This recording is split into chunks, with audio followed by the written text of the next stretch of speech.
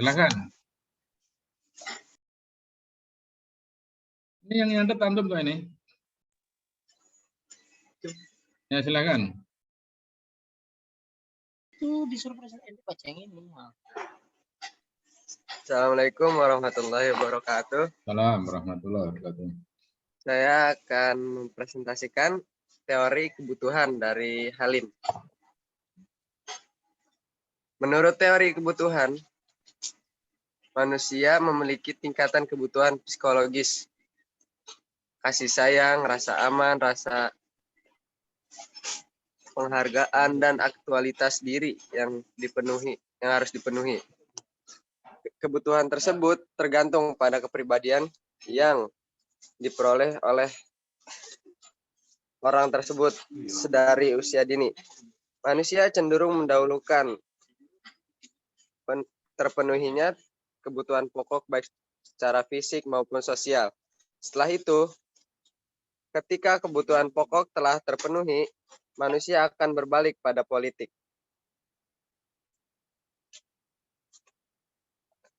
Ya.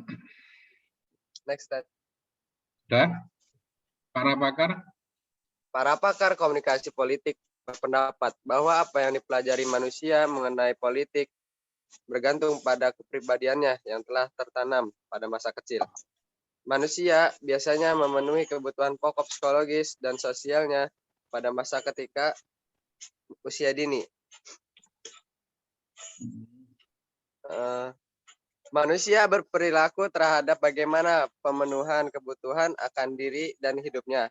Orang akan berbalik pada politik buat memenuhi kebutuhan pokok dirinya. Jika kebutuhan telah terpenuhi, misalnya kebutuhan sandang, pangan, dan papan. Next slide.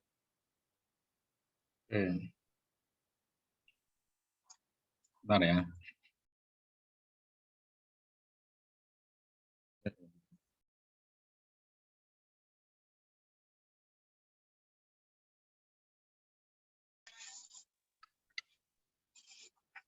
Teori kebutuhan mengemukakan bahwa manusia memiliki hierarki kebutuhan psikologis, rasa nyaman, kasih sayang, penghargaan, dan aktualisasi diri.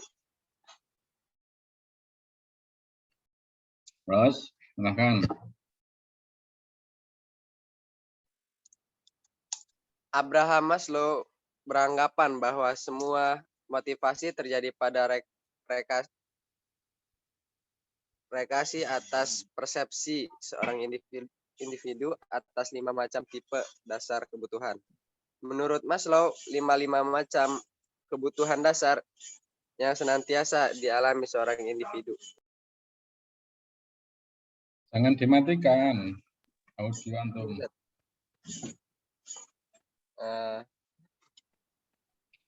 Salah satunya kebutuhan, ya kan? Kebutuhan fisiologis, yaitu kebutuhan fisiologis terdiri dari kebutuhan dasar dan yang bersifat primer. Kadang-kadang dinamakan kebutuhan-kebutuhan biologikal dalam lingkungan kerja modern dan termasuk di dalamnya keinginan untuk mendapatkan pembayaran atau disebut upah atau gajil, libur, rencana, dan pensiun. Periode-periode istirahat, lingkungan kerja yang menyenangkan. Kebutuhan fisiologis adalah kebutuhan yang paling kuat dan mendesak yang harus dipenuhi paling utama oleh manusia dalam menjalankan kehidupan kesehariannya. Iya, sampai di situ dulu aja. Terus ada namanya kebutuhan akan rasa aman, kebutuhan untuk diterima, social needs, kebutuhan untuk dihargai, self esteem needs, ya.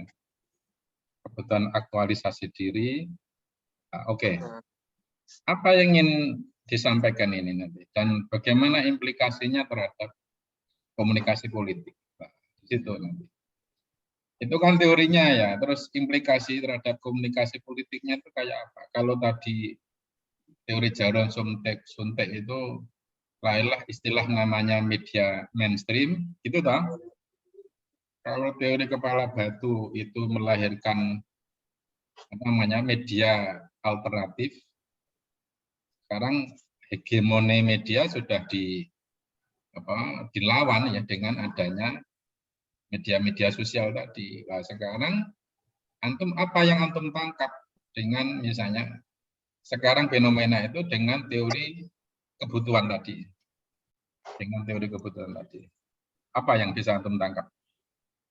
Kalau tadi yang saya Siapa tadi? Antum tadi siapa tadi? Pacar ya, Pacar. Ya, silakan. Yang tadi saya presentasikan dari teori kebutuhan.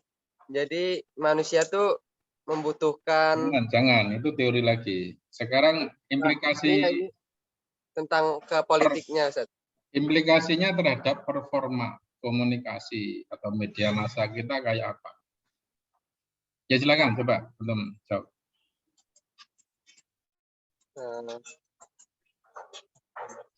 Kan sudah saya bandingkan ya, teori jarum suntik itu melahirkan performa media yang super body ya, yang perkasa tadi. Kalau teori kepala batu melahirkan performa, lahirlah yang namanya media sosial, media alternatif. Itu kan bentuk perlawanan kan, massa terhadap hegemoni media massa itu. Sehingga dalam komunikasi politik, boleh dulu aktor politik itu berusaha menguasai media-media mainstream tadi. Sekarang nggak cukup, karena akan dilawan. Dan sekarang ada podcast ya, ada apa namanya yang sekarang kan lebih intensif ya, kayak Rafli, kayak Deddy Corbuzier, ada Helmi Yahya ya, dengan macam itu kan itu bentuk perlawanan terhadap media massa. Dulu ada Tempo, ada apa namanya, ada TV One, ada Metro TV, itu dilawan dengan media sosial itu. Itu namanya implikasi dari teori kepala batu yang melahirkan performa media. Nah, sekarang teori kebutuhan tadi itu melahirkan performa media yang seperti apa dalam konteks komunikasi politik. Bisa ya dipahami, Pak? Silakan. Bingung? Belum. Saya bantu ya.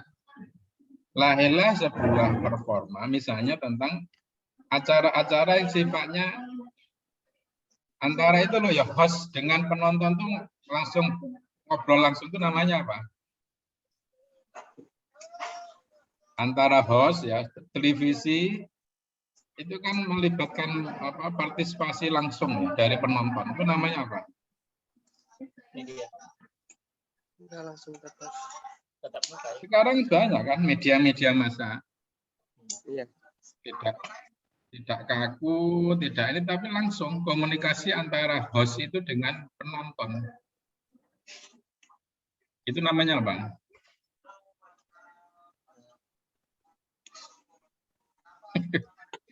Ayo. Komunikasi interpersonal. Komunikasi massal. Dulu kan kalau kita dengar berita itu kan yang mendengar cerita aja, nggak bisa protes. Iya kan? Iya. Atau ketika orang ngomong pidato aja, nggak ada reaksi dari kita. Tapi kalau sekarang itu ada penonton tuh terlibat langsung. Itu Fajar itu. Paus kemana tadi? Dipanggili nggak? Hilang. Ayo silakan. Tadi apa? Interaktif. Fajar. Halo? Kenapa, Ustaz? Namanya media interaktif. Ada media interaktif. Acara-acara yang sifatnya interaktif. Baik, Ustaz. Antara host dengan penonton itu bisa langsung komunikasi.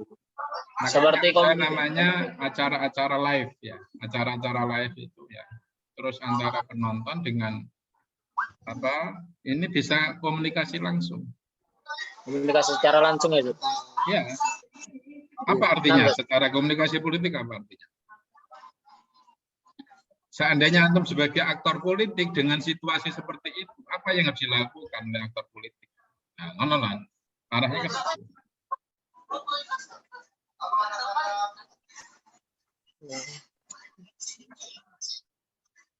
Pertama, makanya kalau dengan format begitu, aktor politik nggak bisa istilahnya jaim itu kan, jaga image, pencitraan enggak, karena langsung diuji kan kemampuan aktor itu oleh pemilih, oleh calon pemilih yang begitu kan, karena ada interaksi tadi, ada interaksi langsung.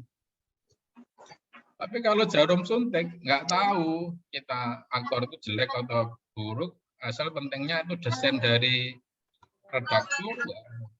Sehingga yang namanya penonton itu seakan-akan baik adanya itu di situ. Tapi kalau dengan model interaktif tadi itu kan ingin melihat kebutuhan masyarakat, ingin melihat kebutuhan penonton, ya kan? Ingin melihat kebutuhan pendengar. Apa sih maunya pendengar itu? Makanya disebut bisa interaktif, bisa partisipatif, ya. Bisa aktif, bisa partisipatif. Sehingga di situ aktor yang eksis, aktor politik yang eksis itu adalah ketika kemampuan bisa berinteraksi dengan masyarakat itu, dia yang akan mendapatkan dukungan politik dari masyarakat. Bisa dipahami, Fajar? Bisa, Ustaz. Ya, itu. Jadi, Ya. Ada yang ingin disampaikan? Silakan. Tolong itu diperkuat dengan referensi-referensi yang lain. Selain sisi norma teorinya tadi, coba antum menangkapnya ke sana. Ya, implementasi. Oh, teori itu sehingga nanti performa media itu kayak apa? Kayak media teori jarum suntik begitu, teori kepala batu begitu, kalau teori apa namanya itu. Silakan. Ada yang disampaikan? mungkin itu saja, Ustaz. Hah? Apa, Fajar? Mungkin itu saja, saya belum dapat banyak referensi. Ya. Tolong referensinya ya dikasih, jangan dikosongin semua. Termasuk tadi yang materi-materi sebelumnya ya, tolong dilengkapi ya. Ada yang disampaikan? Fawas, Faisal, Harazan? Mungkin cukup Ustaz, kalau dari saya. Menurut saya sudah jelas, Bu. Fawas tadi kemana tak panggili?